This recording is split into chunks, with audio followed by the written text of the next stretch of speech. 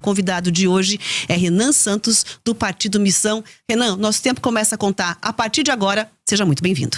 Muito obrigado, uma grande oportunidade de estar aqui com vocês, uma honra também, e estou aberto aqui a qualquer tipo de pergunta. Vamos começar falando, obviamente, sobre as suas pretensões enquanto presidente da República, né? Por exemplo, qual seria a primeira medida que você tomaria caso estivesse aí à frente da presidência? Vamos lá, no dia 5 de janeiro de 2027, dia que agora o presidente toma posse no Brasil, graças a Deus, porque antes era de 1º de janeiro, não vinha nenhuma autoridade internacional porque estava tudo no Réveillon. Dia 5 de janeiro, o presidente tem que colocar, e é isso que eu farei nesse dia, o Brasil, especialmente nas áreas que estão hoje dominadas pelo crime organizado, em estado de defesa. E o que eu chamo de estado de defesa? É um estado especial proposto pela Constituição brasileira que permite não só o presidente da República, mas as forças de segurança atuarem de maneira mais enfática no combate ao crime. Por quê? Porque uma das coisas que eu venho falando em todas as viagens pelo Brasil é que a gente precisa retomar as áreas que hoje estão na mão do crime organizado e devolver para o Estado brasileiro. Ou seja, 23 milhões de brasileiros, de acordo com pesquisas e já saiu na imprensa também, vivem sob o comando do crime. E nós precisamos libertá-los. Hoje, sem o estado de defesa, a polícia, por exemplo, não pode entrar numa casa ou num comércio sem um mandado durante uma operação policial. E é lá justamente que se escondem os bandidos, especialmente as lideranças do tráfico. A gente precisa poder entrar, precisa capturar eles e desmontar o aparato do crime. Essa operação também não ficaria só circunscrita a bairros e favelas. A gente entraria no Porto de Santos, inclusive há suspeitas do Porto de Paranaguá de atuação do PCC, um porto que fica aqui no Paraná. Porto de Pecém, por exemplo, lá no Ceará, ele está sendo alvo de uma tentativa de tomada agora do Comando Vermelho.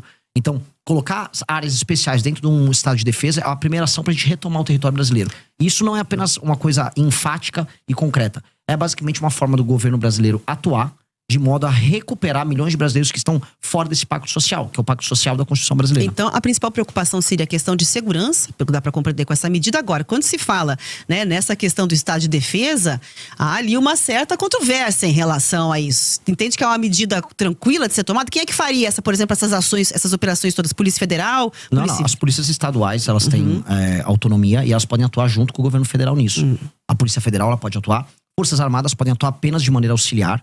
Elas não têm nem experiência de combate. E esse efeito seria muito claro. A gente tem um papel hoje no Brasil que não é apenas fático, mas ele é simbólico. A gente está aceitando o Estado brasileiro que milhões de brasileiros vivam à margem da sociedade. Que eles vivam basicamente num Estado paralelo com regras paralelas. Então, há de ser enfático nesse tema. Até porque mais radical e absurdo é a gente aceitar que o crime organizado exista. Né? A coisa mais maluca que a gente coloca na nossa cabeça é a normalização de um Estado paralelo. E hoje ele é normalizado. Hoje você anda, por exemplo, pelo Ceará, como eu andei, tem cidades inteiras e bairros inteiros. Santa Quitéria é uma cidade tomada pelo Comando Vermelho, bairros inteiros de Fortaleza. Lá tá ali, você vê, o cara picha no muro. Essa área você pode entrar, essa área você não pode entrar. Essa área você pode fazer comércio, essa área não pode. A gente aceitou isso. Ao naturalizar isso, a gente naturalizou o absurdo. Mas depende do desejo do presidente da República, pura e simplesmente, essa definição, como você traz? Primeiro depende do desejo da população em votar num presidente que tem essa agenda. Então ela tem que ser majoritária na sociedade civil. Então, ao invés de eu ficar jogando platitudes, vir aqui e falar, não, eu quero lutar pelo povo. Eu não vou fazer platitude. Eu estou falando, olha, é uma eleição plebiscitária. Se você quiser um combate enfático ao crime organizado, você vai votar no número do meu partido, 14. Se você não quiser, tá tudo bem. Você pode votar 22 no Flávio, você pode votar 13 no Lula. Votem quem quiser. Para mim é uma questão plebiscitária. Por isso que eu tenho que ser muito honesto. Eu vou propor primeiro, como proposta, já para a sociedade civil. E todo mundo vai saber que essa é a primeira coisa que eu farei. Segunda coisa, isso vai para o Congresso. O Congresso, que também foi nas eleições, eu venci nessas eleições pautado por esse tema, aí deliberar e convencer e aí colocar em funcionamento. É um status permitido pela nossa Constituição. E eu acho que é um status que garante, inclusive, a cidadania de milhões de brasileiros. Portanto, é obrigação do Estado brasileiro fazer isso. Agora, o senhor falou dessa relação aí, falou rapidamente sobre essa relação com o Congresso. Como é que o senhor, se eleito for, o senhor está no Missão, partido menor, né? Com uma expressão hoje menor. Como é que o senhor pretende se relacionar com o Congresso e como aprovar suas medidas caso o senhor seja eleito? Essa é a pergunta que eu mais ouço dos lugares. E eu fico feliz de ouvir esse tipo de pergunta, porque é uma pergunta que já está consonante ao universo das propostas. Ou seja, como é que você vai fazer significa que eu tenho algo para fazer. E isso me anima. E realmente, todas as rádios eu ouço, todas as perguntas vão nessa linha, porque são medidas enfáticas. Pois bem, se eu ganhei a eleição para presidente da República, isso pressupõe que eu pautei daqui até outubro o tema político. Eu saí de 3, 4% nas pesquisas e eu fui para mais de 50%. Portanto, um congresso será feito e será composto não apenas com os parlamentares que vão ser eleitos pelo meu partido, que é a Missão, que terá aí tranquilamente mais de 60, 70, só pelo fato de eu ter sido eleito, mas também a gente verá inúmeros outros partidos, especialmente da centrão e da direita, elegendo seus parlamentares com esse tema. Porque se eu fui eleito por uma questão lógica, esse tema pautou os demais. Os parlamentares foram eleitos e esse foi um tema que os brasileiros consideram importante.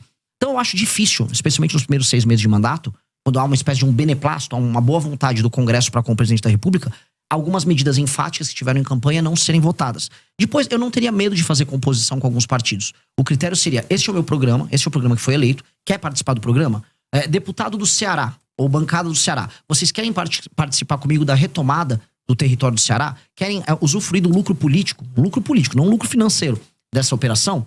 Estejam comigo, vamos trabalhar junto na mesma agenda. Então eu vou ser muito aberto em trazer eles para uma agenda positiva. Agora eu vou ser muito fechado em trazer aquela relação de compra de voto, a relação baseada na emenda. Esse tipo de relação política que se tornou a base, a relação corrente da política brasileira, ela é um elemento que nós precisamos ultrapassar, nós precisamos superar. E a superação disso vai passar por uma série de reformas que a gente vai precisar fazer ao longo do mandato também. Porque o mandato nosso tem que ser, e é isso que eu enxergo, um mandato essencialmente reformista. Eu vou pegar o Brasil no ponto A e vou colocar o Brasil no ponto B. E esse ponto B significa um Brasil que não tem mais crime organizado, que as leis penais e leis de processo penal vão se alterar, que a questão fiscal, ou seja, a questão econômica, reformas que mexam na forma como o governo gasta o dinheiro dele, que termina cobrando imposto caro das pessoas, seja resolvida, numa relação justa do Pacto Federativo, ou seja, vocês aqui no Paraná, bom, eu não vou fazer baseado em computação. E eu creio que é possível fazer isso. Eu creio que é possível você obter dividendos políticos, ou seja, um lucro político, ou seja, através das vitórias políticas de um governo, e não obter dividendos financeiros, que é o que esses caras querem. E a gente tem que... Aí, o cara quer obter dividendo financeiro, eu vou atuar junto com a Polícia Federal para todo mundo que estiver desviando emenda. Eu vou conversar com o Supremo Tribunal Federal, que tem inclusive investigações em curso, e nós vamos colaborar para que as emendas sejam investigadas. Porque não pode existir um governo que se baseia na compra e cooptação dos parlamentares. A gente está falando agora de emendas só das obrigatórias, mais de 60 bilhões nesse orçamento anual. E o senhor pretende mexer nesse vespeiro das emendas? Precisa. Como? Porque hoje o Congresso cooptou o orçamento do governo, né? Como é que o senhor pretende, qual que é a proposta que o senhor vai levar eleito para os congressistas com relação à emenda, que é uma moeda cara, custosa aos parlamentares? Se vocês me permitirem, eu puder estender um pouquinho mais nesse tema. Esse tema é muito importante. É um dos temas centrais para mim. Por que existe a emenda e por que ela funciona? A emenda é hoje a razão de ser de um deputado federal no Brasil. Os partidos políticos elegem deputados porque os deputados enviam para o partido político tempo de TV, fundo partidário e fundo eleitoral. Essa é a lógica. Portanto, o partido fica rico conquanto ele eleja esse número grande de deputados. E o que o deputado faz quando está lá? A maior parte. Ele manda emenda para sua base, para inúmeros prefeitos que tocam essas emendas. O que eu chamo de tocar emenda? Ele rouba um pedaço, ele desvia para comprar voto na próxima eleição, trabalha com a cooptação de base usando esse recurso. Esses prefeitos não entregam recursos para pessoas e não trabalham para melhorar a vida das pessoas. Segurança, educação, saúde, saneamento básico. Mas ele, no fim do dia, reelege aquele deputado. É um ciclo. Esse ciclo, que é o ciclo que faz com que o deputado dependa da emenda, esse ciclo precisa ser cortado. E o que nós vamos fazer, que faz parte da nossa grande reforma administrativa?